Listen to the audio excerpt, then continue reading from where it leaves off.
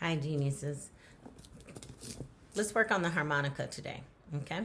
So the harmonica is a wind instrument. And there have been some pretty hip dudes and gals that play the harmonica. One that comes to mind is Chick Webb out of the Harlem Renaissance area. And I'll let you all go and investigate just who is this Chick Webb. But the idea of the harmonica is that we would blow through this wind instrument, and the air that is traveling through the harmonica would make in our case, we're using a rubber band, will make the rubber band vibrate, move back and forth. And through that vibration, right, the air molecules are colliding, and vibration is at the center of that phenomena as a result. And so this vibration happens at a rate, right, that creates a sound wave.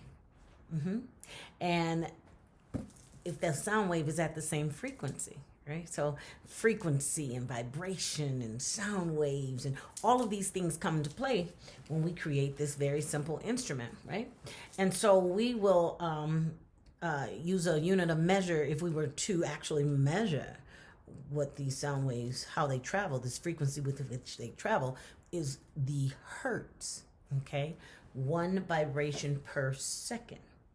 And so in your workbook, you'll talk and learn a little bit more about that. But at any rate, your harmonica is going to look like this at the end when it's done. So I want you to pull your kit out. And your kit should have craft sticks, right? 2 craft sticks, okay? They're probably not colors. They're probably plain, right? Because they're going on your mouth. I didn't want you to be having a stick that had, if you will, dye on it, okay?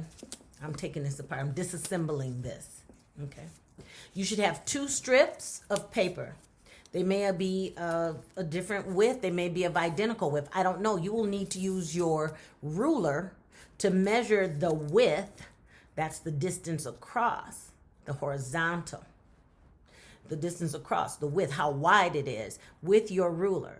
You need to be mindful. Are you measuring in inches, which is on one side of this ruler, or are you measuring in the metric system using centimeters as your unit of measure, okay? Whatever you choose is fine. Let's just be consistent in the unit we use when we measure our material. So I want you to measure this distance across. I want you to measure the length, how long the paper is. And I want you then to record it with your pencil in your journal. Now, you need to know what you are recording. So you need to put a title on your page. Put the date would be ideal that you're doing it.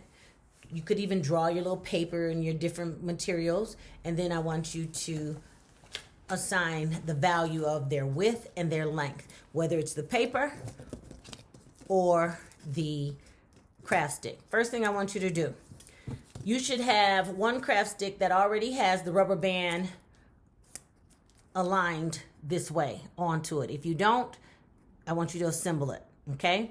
The long or the larger rubber band, it's a little bit wider, will go along the length of the craft stick, like so.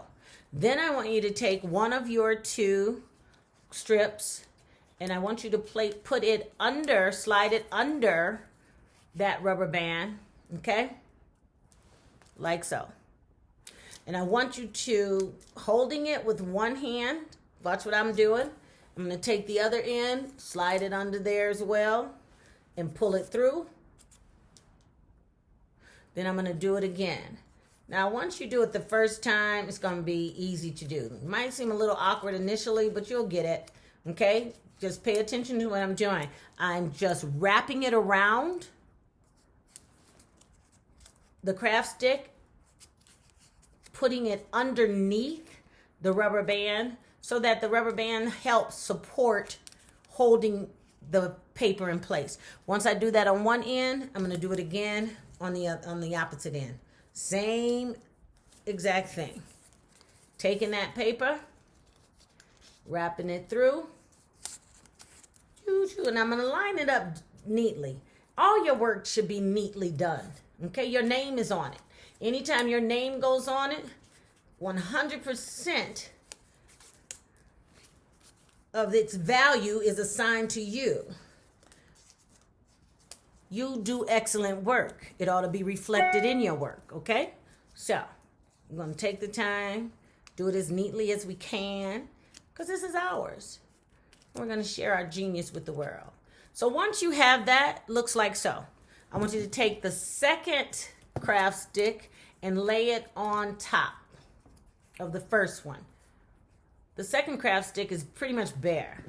I'm going to use my rubber band, the small rubber band, and I'm going to secure these craft sticks together with that small rubber band on each end. I just did it here. Now I'm going to do the same thing on the other end, okay? I'm going to use this little green one. Okay? Now, while these are rubber bands and they are elastic and they can be stretched, they will break. They have a tolerance. So you don't want to stretch them too far because this is what we have. Now, once you have these in place, what you'll notice, my paper strips are so far apart, okay? I'm gonna now make my sound. Now, that's one pitch, and I'm noting the distance between these. I could also use my ruler, measure the distance between the paper. I'm gonna close that distance and see if my pitch changes.